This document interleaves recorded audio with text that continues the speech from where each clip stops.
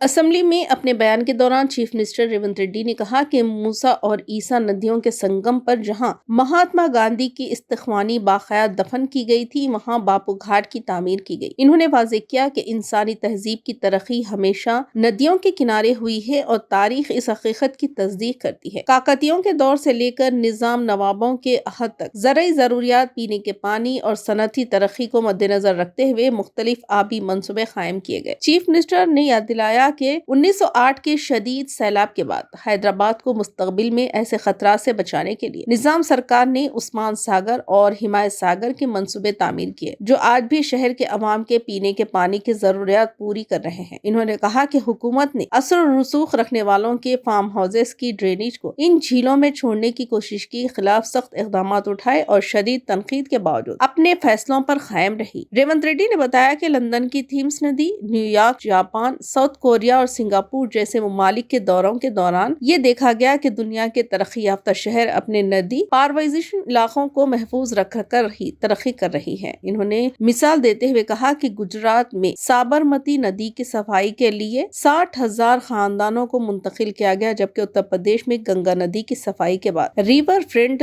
تعمیر کیا گیا، جنہیں بی جے پی رہنما ترقی کے ایک اہم منتر کے طور پر پیش کرتی ہیں۔